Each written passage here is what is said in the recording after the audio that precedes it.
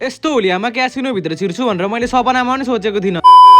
Hello guys, welcome to my mini blog. आयो बजर सबै सन्चै हुन्छ होला नि, म पनि एकदमै सन्चै छु। आजको मेरो ब्लग स्टार्ट हुन्छ डाइरेक्ट किचनबाट। फर्स्ट बाइट काँक्रा अनि लास्ट बाइट खाना हानेर लाग्यो अनि कामतिर। अनि यता छ हाम्रो केटाहरू। यो पूर्वको मोटु झापाको बिर्तामोडको मुक्ति चोक। अहिले चाहिँ कामको लागि धुलाबारीको क्यासिनो भेगाजमा जान लागेको। अनि यता छ मेरो गाडी अनि यता चाहिँ हेलमेट सेलमेट लाएर लाग्देको। पेट्रोल रहेन रहेछ अनि पेट्रोल सेट्रोल हालियो। पेट्रोल पनि यस्तो महँगो रहेछ। पेट्रोलको दाम सुनेर पेट्रोल पम्प जान पनि डर लाग्न थाल्यो यार। फाइनली अहिले चाहिँ म आइसकेँ क्यासिनो भेगाजमा टक्क लाएर। अनि यता चाहिँ हुनुहुन्छ हाम्रो सेक्युरिटी दाइले मलाई लगेर जान हुँदैछ। भित्र चाहिँ नेपालीहरूलाई छिर्न अलाउड रहेन रहेछ। अनि भित्र चाहिँ फोन अनि क्यामेराहरू पनि चलाउनु नमिल्ने रहेछ। अहिले चाहिँ आइपिएल को सिजन भएर होला बाहिर चाहिँ क्रिकेटको पुरै उयो चलिरहेको रहेछ हैन। नेपालीहरू छिर्न नमिल्ने ठाउँमा छिरियो। भित्र चाहिँ कसम भनेको दरबार भन्दा कम थिएन यार। अनि अहिले चाहिँ इटा भट्टाको फेमस खाजा खान म गएको। म चाहिँ फ्राइड राइस खानु गएको। खासमा फ्राइड राइस सकेछ। अनि त्यहाँदेखि चाउमिन खाइदिएको। यस्तो भिड छ गाइज हैन। अहिले म चाहिँ गिरिबन्धु टी स्टेटको पछाडिपट्टि चियाबारीसँग सनसेटको भ्यू चाहिँ यस्तो बबाल देखिरहेको थियो गाइज। अनि लाग्यो अफिसतिर। अरूहरूको स्कुटरको डिकीमा के हुन्छ थाहा छैन, हाम्रो अफिसको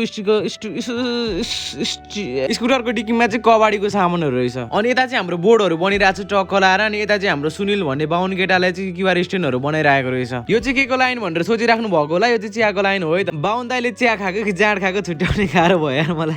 फाइनली हाम्रो अहिलेको बोर्ड पनि रेडी भइसक्यो। बबाल भएछ, दामी भएछ।